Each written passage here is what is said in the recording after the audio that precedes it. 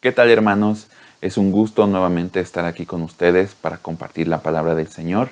Créanme que es un gran gozo y con ese mismo gozo le mando un abrazo a todos y cada uno de los hermanos que conformamos esta localidad y asimismo pues le mando un abrazo a todos los que conformamos el cuerpo de Cristo.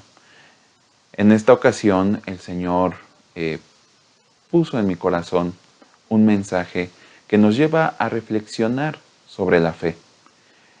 Nosotros, dentro de nuestro vocabulario como hijos de Dios, tenemos la palabra fe pues muy presente.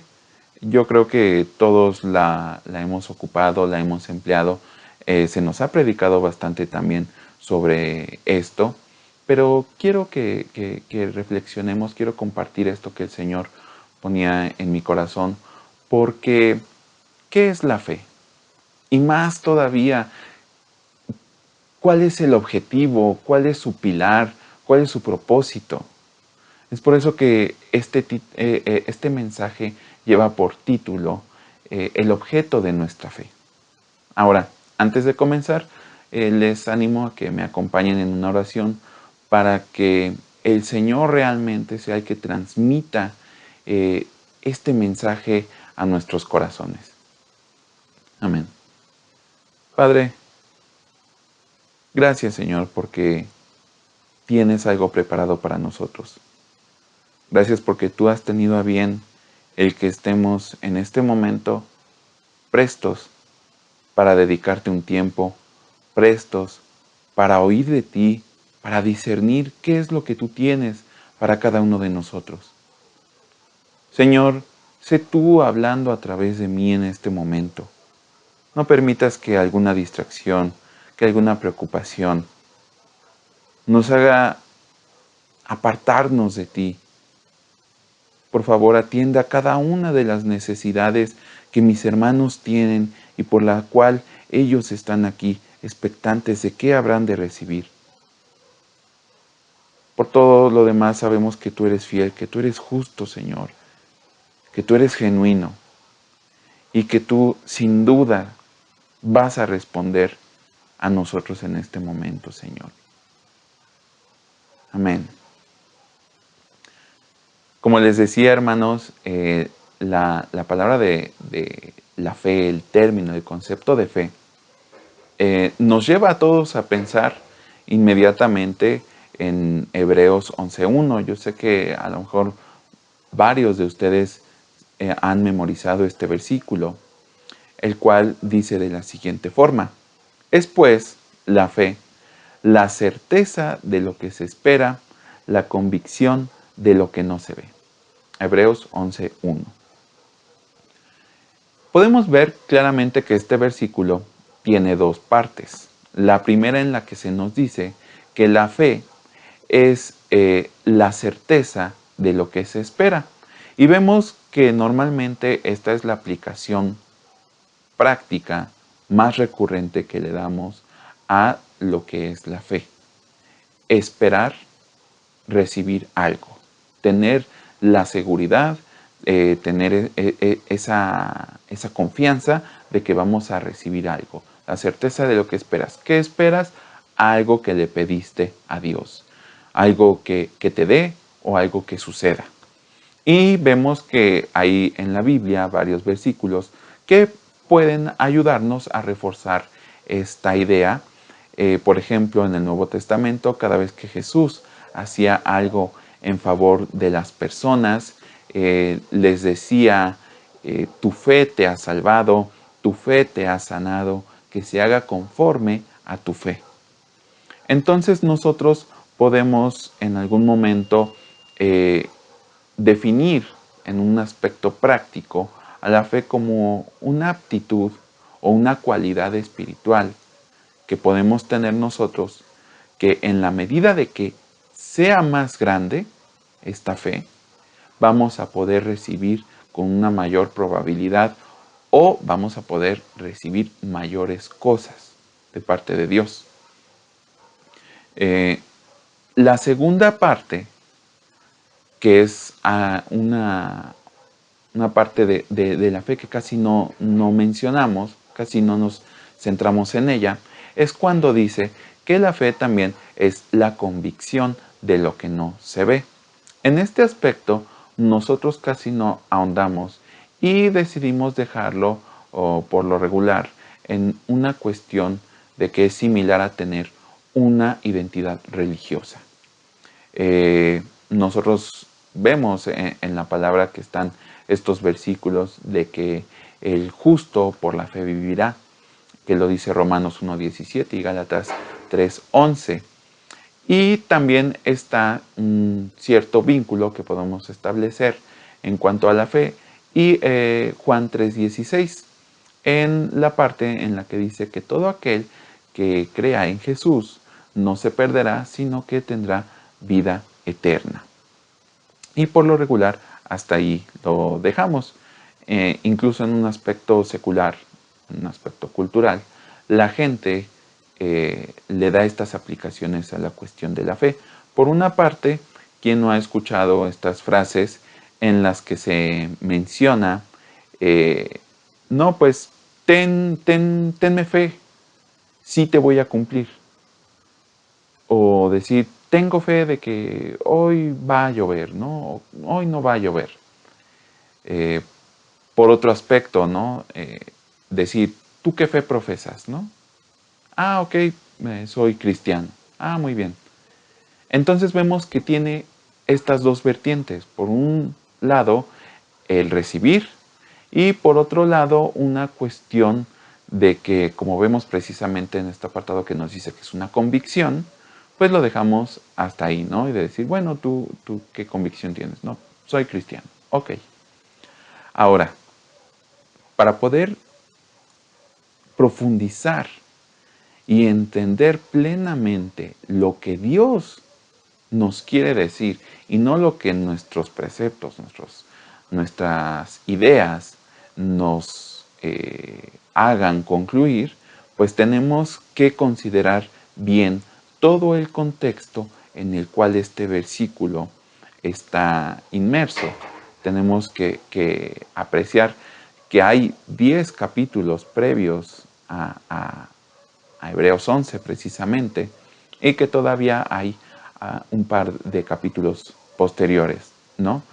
Incluso no está mal considerar el contexto histórico en el cual fueron inspiradas estas palabras. Nosotros sabemos que toda la Biblia es inspirada por Dios y que responde a un aspecto que no se rige plenamente por el contexto histórico que se estaba viviendo en ese momento, dado que es aplicable, digamos, en un sentido independiente al tiempo. Pero, así como puede responder a nuestras necesidades actuales, también estaba respondiendo a las necesidades que se vivían en ese momento.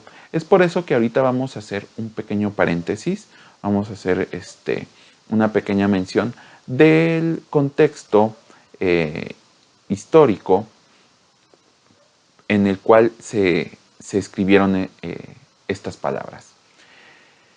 El año al que se le atribuye la escritura de esta carta, por lo regular se asigna el año 70, después de Cristo. Esta carta, pues evidentemente está dirigida a un grupo de judíos cristianos, judíos, miembros del pueblo judío, pero que no profesaban ya el judaísmo, sino el cristianismo. Ahora, estos judíos estaban atravesando por situaciones pues bastante complejas.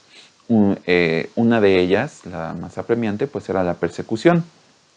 Nosotros debemos ver que una vez que el Señor Jesús empieza con su ministerio, se comienza a dar precisamente un poquito este rechazo, primeramente por parte de la comunidad judía, pero posteriormente también por otros sectores, como lo llega a ser el Imperio Romano. El Imperio Romano, como todos sabemos, pues tenía control sobre todos estos territorios. La la garantía que le daba el Imperio Romano a varios de los pueblos que conquistaba era que podían conservar cierta parte de su identidad, y dentro de estas garantías es que les daba cierta libertad religiosa. Dentro de todas estas garantías que tenían los judíos o el pueblo judío, era que el judaísmo estaba reconocido como una religión legalizada. Ahora, cosa que todavía no se aplicaba para la comunidad cristiana. Más allá de todo esto, empezaban a sufrir una persecución cada vez más marcada. Históricamente podemos encontrar que a mediados de esta década, de la década de los 60, perdón, hubo un incendio muy importante en Roma. Eh, Obviamente ya por los estudios históricos se le da la cuestión de que Nerón, actual o vigente emperador romano de ese tiempo, fue quien propició ese incendio, pero es el mismo emperador el que culpa a la comunidad cristiana de haber realizado dicho incendio. Entonces, esto acarrea que se desate una persecución pues muy fuerte contra la comunidad cristiana, al grado de que a la gente que apresaban pues se les daba muerte. Si bien todavía no se construía el circo romano que nosotros conocemos comúnmente como Coliseo, pues sin duda había todavía muchas formas en las cuales se castigaba muy fuertemente, a veces hasta la muerte, a todas estas personas que ya pertenecían al cuerpo de Cristo. Entonces, a la par de esta persecución, estos hermanos judíos veían que apóstoles de la talla de Pedro y de Pablo padecían ya incluso la muerte, ya que históricamente se sitúa el fallecimiento tanto de Pedro como de Pablo entre los años 64 y 67. Entonces vemos que esta carta llega precisamente en medio de todos estos acontecimientos pues tan fuertes, ¿no?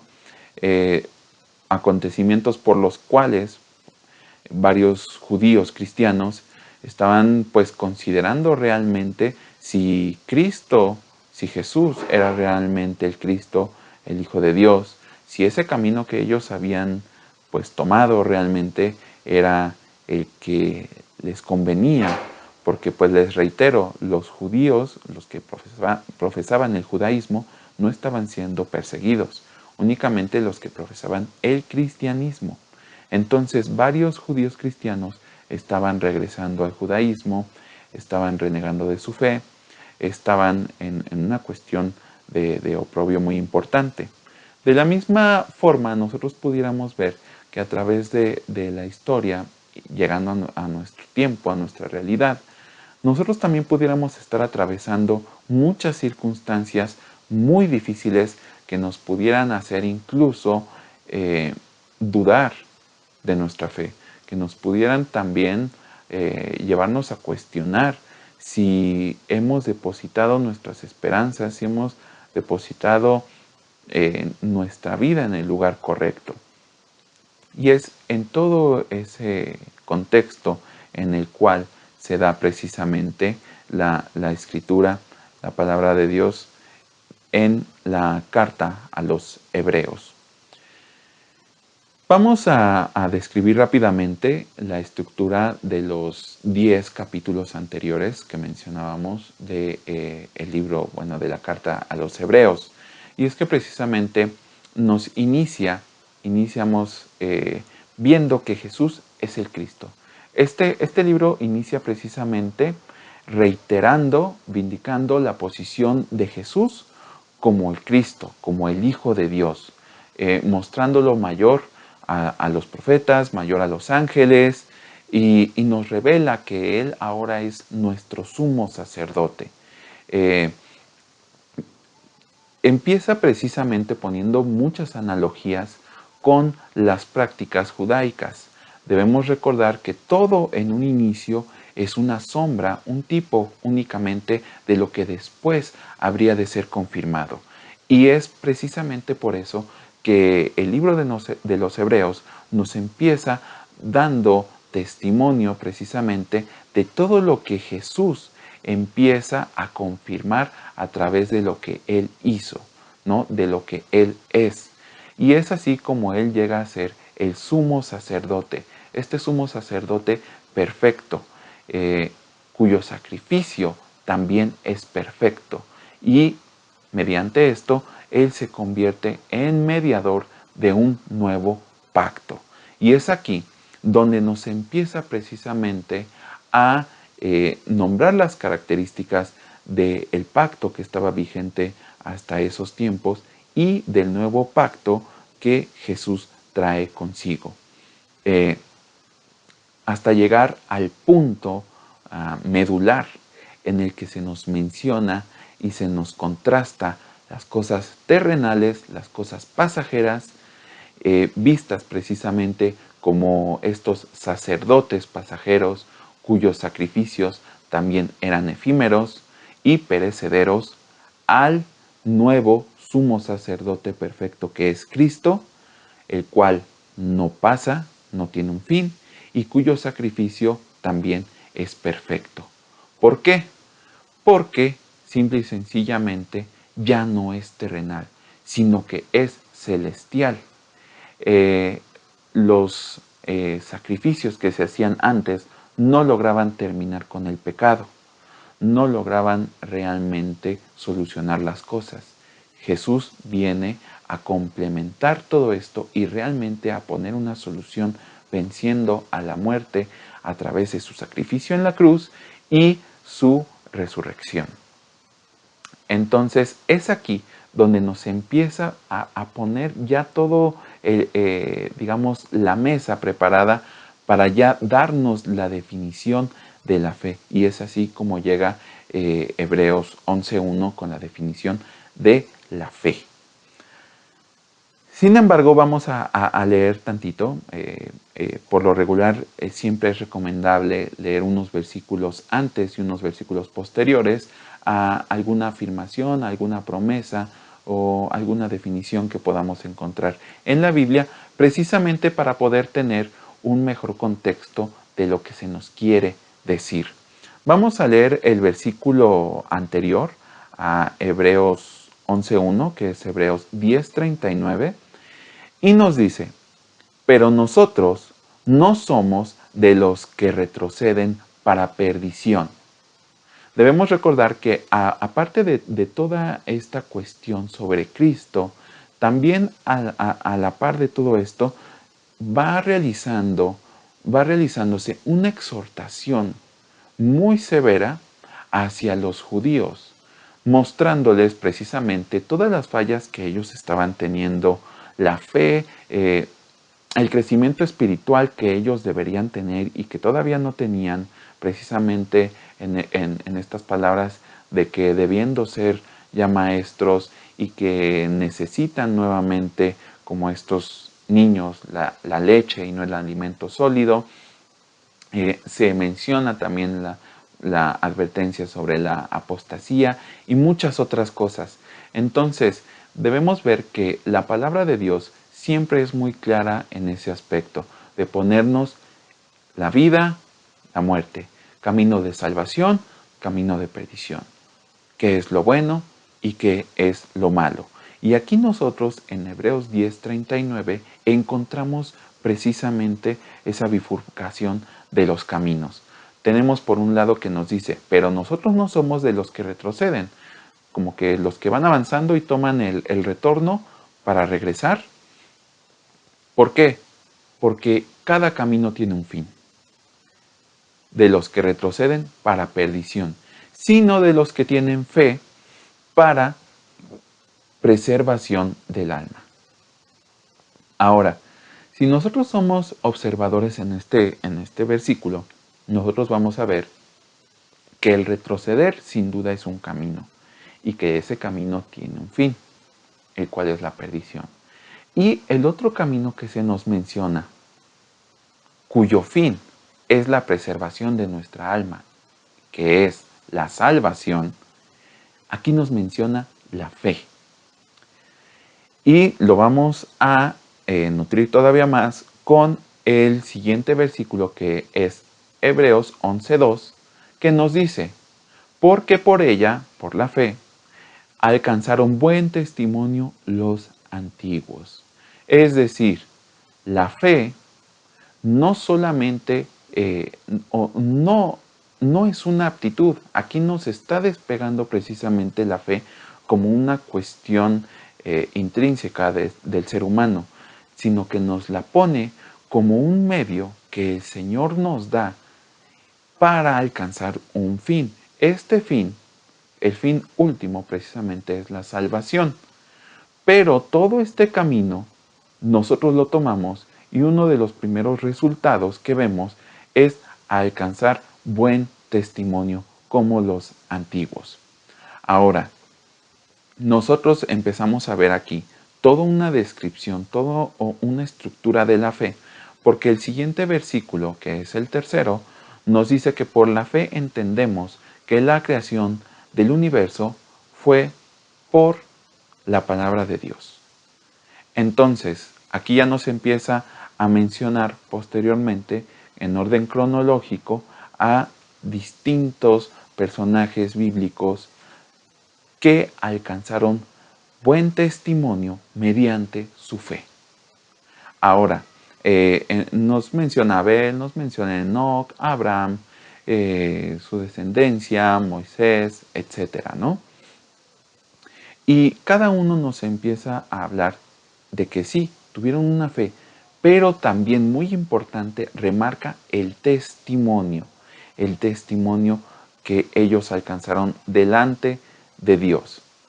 Y continúa diciéndonos algo que nos pudiese parecer un poquito contradictorio, y es que todos ellos murieron sin recibir lo que esperaban.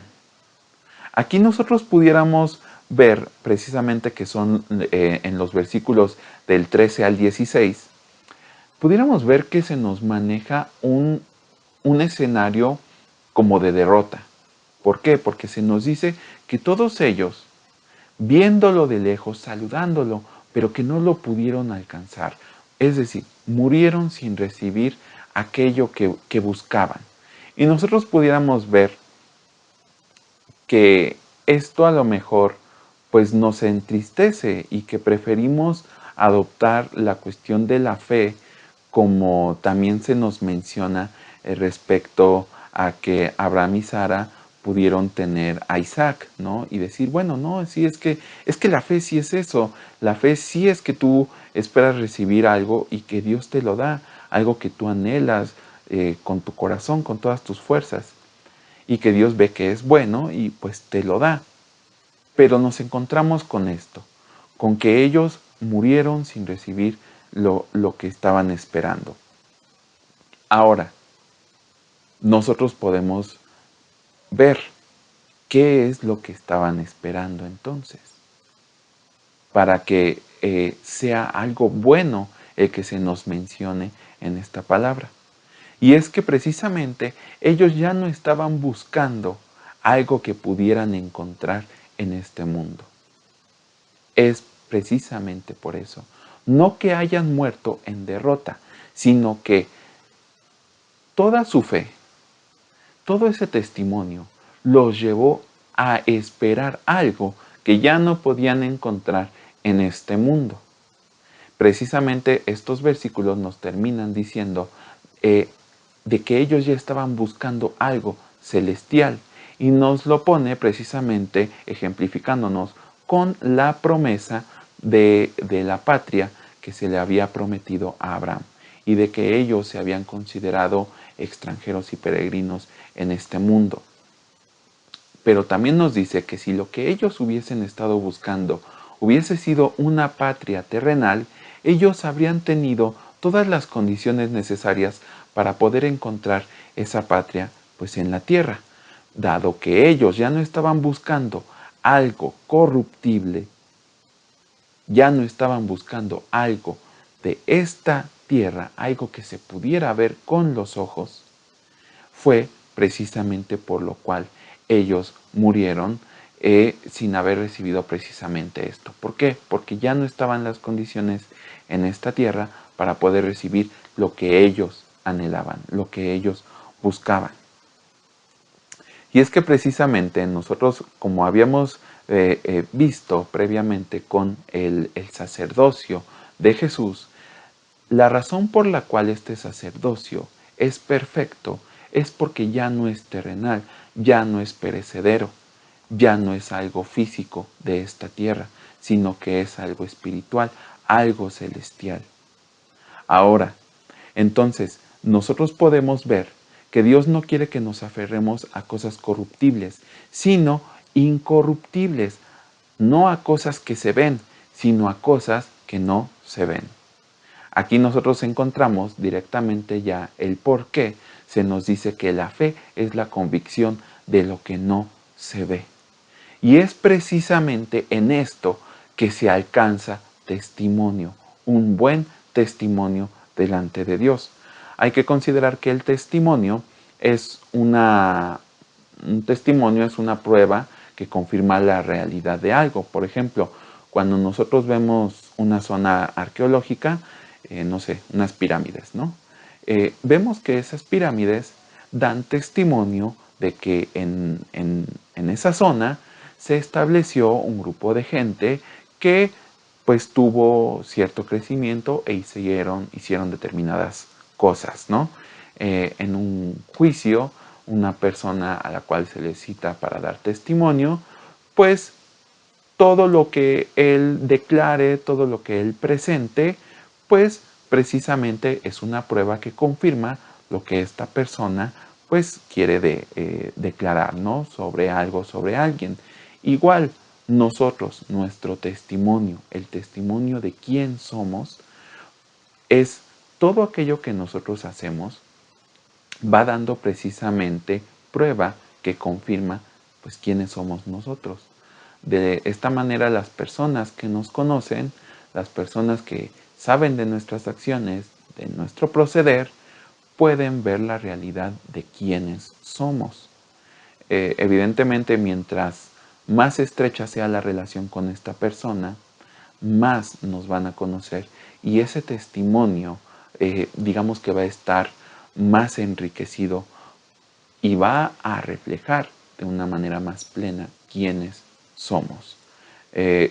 Quien más nos puede conocer en este aspecto es Dios. Es por eso que Él conoce plenamente en qué consiste nuestro testimonio. Y el testimonio que agrada a Dios es precisamente ese, que nuestros ojos no estén puestos en las cosas de este mundo, sino en las cosas que no se ven, en las cosas celestiales. Es por eso que también se nos hace la indicación en este libro que el que se acerca a Dios crea que le hay y que es galardonador de los que le buscan. Es decir, si tú te acercas a Dios, es necesario que creas que Dios es real, pero no bajo tus conceptos, sino bajo la realidad del ser de Dios. Entonces, nosotros podemos ver que, por ejemplo, y que también se llega a parafrasear en el libro, Moisés, Cristo, ellos no solo estaban conscientes de que había un Dios, sino sabían quién era este Dios supremo, este Dios de dioses, este Dios genuino. Y a causa de esa conciencia pudieron dejar a un lado todo lo que este mundo les ofrecía e ir en pos de Él. Algo que, por ejemplo, pudiéramos ver que el pueblo de Israel que salió de Egipto no pudo lograr. Ellos, a pesar de que vieron las maravillas de Dios, a pesar de que Dios peleó por ellos contra los egipcios, ellos no pudieron darle ese lugar especial en su corazón que solamente a Dios le podemos dar. Ellos sí creían que Dios era poderoso, ellos sí creían que Él podía hacer cosas, pero ellos nunca creyeron en Él como su Dios, como su verdadero Dios. Por eso no pudieron alcanzar a ver y a poseer la tierra que se les había prometido. Debemos ver que esto también es una sombra de lo que les pudiera pasar a toda la gente que no alcance a darle ese lugar verdadero a Dios en sus corazones. Esto sería el no alcanzar un buen testimonio delante de Dios.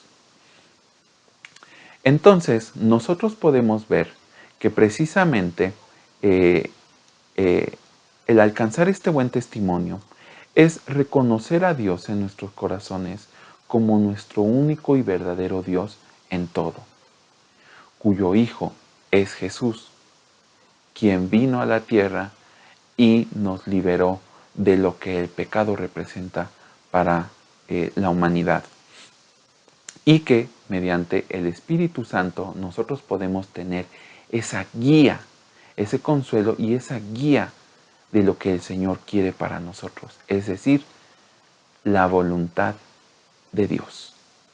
Y aquí es donde yo quiero anunciarles, hermanos, comentarles, que ese es precisamente el objeto de nuestra fe. ¿Cuál es el objeto de nuestra fe? La voluntad de Dios. Ese es el objeto de nuestra fe. La convicción de lo que no se ve es seguir la voluntad de Dios, anhelar la voluntad de Dios, que en nuestro deleite esté la voluntad de Dios. Es por eso que siempre encontramos en la palabra estos consejos de que sí podemos pedir sobre las cosas que nosotros necesitemos como humanos, pero realmente lo que nosotros tenemos que buscar primeramente es el reino de Dios y su justicia, es decir, aquello que no se ve, aquello que es celestial, aquello que no es corruptible y que no pasa. Entonces nosotros podemos ver, hermanos, que ¿qué es lo que nosotros estamos esperando? ¿Cuál sería esa certeza de lo que esperamos? ¿Cuál es esa convicción de lo que no vemos? ¿Qué es entonces vivir por fe? Vivir por fe, entonces, es vivir alineado, vivir sincronizado a la voluntad de Dios. Es por eso que tanto Moisés como Jesús, como todas las personas que se nos mencionan que tuvieron fe, agradaron a Dios. ¿Por qué?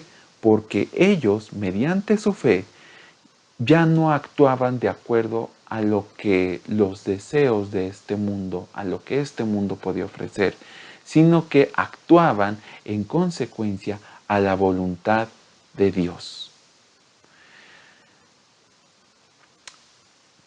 ¿Qué es lo que nosotros pudiéramos entonces decir? Porque tampoco quiero que nos entristezcamos, hermanos, que digamos, híjole, bueno, entonces, ¿qué voy a hacer cuando alguien de mi familia esté enfermo? ¿Qué voy a hacer cuando yo tenga necesidad? ¿Ya no voy a pedir por eso? No, para nada, hermanos. Es bueno pedir por eso, pero en la medida en la que nosotros desarrollemos una fe que nos permita estar en sincronía con la voluntad de Dios, nosotros vamos a poder discernir claramente qué es lo que Dios tiene preparado a través de todo esto. Es por eso que Jesús pedía que si fuera posible pasara de él esa copa, pero que no se hiciera lo que él quería, sino lo que Dios quisiera realmente. Entonces, ¿se dan cuenta realmente esta oración? ¿Cuál es el trasfondo de esta oración? El que se cumpla la voluntad de Dios. La fe madura, la fe genuina, es aquella que busca no lo propio, sino el cumplimiento de la voluntad de Dios. El error que nosotros cometemos ya estoy próximo a terminar, hermanos, el error que nosotros comúnmente cometemos es que nosotros queremos imponerle a Dios nuestra voluntad, nuestros pensamientos, la manera en la cual nosotros percibimos las cosas y creemos que algo es bueno o que algo es malo. Por ejemplo, nosotros a veces decimos, híjole, es que si yo tuviera el poder, acabaría con el hambre en el mundo, acabaría con las injusticias, acabaría con las enfermedades, porque eso es bueno. Si nosotros, si nuestra fe estuviera realmente en sincronía con la voluntad de Dios, pues primero significaría que le conocemos. Y una de las maneras por las cuales nosotros le podemos conocer es la palabra. Y en la palabra nosotros podemos encontrar el por qué el mundo está en esta situación tan denigrante, de tanto y tanto dolor y tristeza. Y esto es sin duda a causa de la caída del hombre. Entonces, nosotros pudiéramos ver las cosas desde una manera muy superficial y decir, bueno, es que pues ya que la gente sea feliz. Y efectivamente, si nosotros pudiéramos analizar las cosas, y varios estudiosos lo mencionan, es que con los recursos que actualmente cuenta la humanidad, pues bastaría para acabar con el hambre y bastaría para acabar con la escasez, con la pobreza. Pero vamos a ver cuál es el fin de todas estas cosas. Porque ¿de qué sirve, hermano, que tú le quites la enfermedad a las personas si esto no va a evitar el que ellos terminen sus días en este mundo? De la misma manera, el que tú le des bienes, el que tú le des cosas a todas las personas, eso no va a evitar el fin que ya tiene este mundo. ¿Por qué? Porque si nosotros conocemos la palabra, vamos a ver el por qué el mundo está así y cuál va a ser el fin de este mundo. Es por eso que todas estas personas que la Biblia nos menciona y nos los pone como ejemplos de fe, alcanzaron buen testimonio, porque ellos ya no buscaban aún el beneficio de su propia vida, sino que buscaban el cumplimiento de la voluntad de Dios. ¿Por qué? Porque si nosotros leemos la palabra, una vez que esto se cumpla, definitivamente vamos a estar en un contexto muchísimo mejor que el que tenemos actualmente. Así que me gustaría terminar con que reflexionáramos precisamente en este aspecto leyendo Hebreos 12 del 1 al 3. Dice, por tanto, nosotros también, teniendo en derredor nuestro tan grande nube de testigos, que son todas las personas que se mencionan anteriormente, despojémonos de todo peso, es decir, despojémonos de todo lo que el mundo nos ofrece y del pecado que nos asedia, y corramos con paciencia la carrera que tenemos por delante. Puestos los ojos en Jesús, el autor y consumador de la fe, el cual, por el gozo puesto delante de él, sufrió la cruz, menospreciando el oprobio, y se sentó a la diestra del trono de Dios. Considerad a aquel que sufrió tal contradicción de pecadores contra sí mismo, para que vuestro ánimo no se canse hasta desmayar. Es decir, en Jesús podemos ver la expresión máxima de la fe genuina, la fe que está sincronizada plena y totalmente a la voluntad de Dios. Una fe que no buscó lo de este mundo, sino que tuvo en poco aún el padecimiento con tal de llegar a la meta. Por eso se nos menciona esta carrera. En toda carrera nosotros debemos ver que hay una meta, hay un galardón, hay un cumplimiento. Y aquí también quiero dejarlos con un poquito esta reflexión que nos dice al final del versículo 3, para que vuestro ánimo no se canse hasta desmayar. Si nosotros seguimos considerando que la fe simple y sencillamente es que se cumplan las peticiones, que se cumplan mis necesidades a través de que yo crea que Dios me las puede dar, voy a llegar a que mi ánimo se canse hasta desmayar. ¿Por qué? Porque la palabra nos dice bien claramente que los pensamientos de Dios no son los mismos que nosotros, que los nuestros, perdón. Lo que Dios persigue no es lo que los hombres persiguen. Entonces, aquí también en este libro se nos habla sobre varios judíos cristianos que a causa de todo esto que ellos estaban atravesando, ya estaban cayendo en amargura. Hay que evitar a toda costa, hermanos, que nosotros caigamos en amargura a causa de nuestras peticiones. Por eso dice la palabra que pedimos mal, porque no estamos pidiendo, no estamos alineando nuestra fe a la voluntad de Dios, sino a nuestra voluntad, a lo que yo creo que es bueno, a lo que yo creo que debo tener. Entonces, en la medida en la que más conozcamos a Dios, en la que más disfrutemos de su voluntad, vamos a encontrar gozo y plenitud en Él, sin importar cuáles sean las cosas que el mundo dicta que yo debiera o no tener. Porque pudiera ser muy fácil hablar desde un contexto en el que a lo mejor yo tengo todo, pero ¿cómo yo podría equiparar este contexto al de un país en el que a lo mejor ya están sufriendo persecución al día de hoy? E incluso dentro de nuestro mismo país, nosotros podemos ver que en Chiapas las condiciones en ciertos poblados para los cristianos, para los hijos de Dios, no son tan óptimas como las que nosotros podemos disfrutar en otros estados. Hay gente a la que ya la están persiguiendo, a la que realmente le están matando por su fe. Ahí sí, por su fe, porque están buscando lo celestial. ¿Nosotros qué pudiéramos decirles? ¿Cómo es que podemos aterrizar una fe que va hacia lo celestial, a algo tan vano como pudieran ser nuestras necesidades como hombres? Recuerden, el objeto de nuestra fe es la voluntad de Dios. Espero que este mensaje, hermanos, los invite, los exhorte a reflexionar, que podamos compartir ahorita en el grupo en el que nosotros estemos, o si estamos en nuestro hogar con nuestra familia, sobre estas palabras. ¿Lo habían considerado anteriormente de esta manera?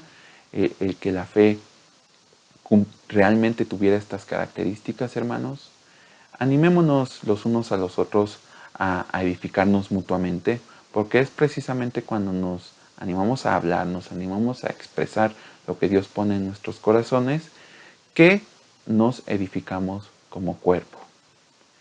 Les reitero, un gozo para mí el poder compartir esto que el Señor ha puesto en mi corazón con todos ustedes, porque créanme que en el testimonio de cada uno de ustedes, hermanos, es que yo también me voy fortaleciendo en la fe y voy buscando precisamente que mi fe esté alineada con la voluntad de Dios. Les bendigo en el nombre de nuestro Señor Jesucristo.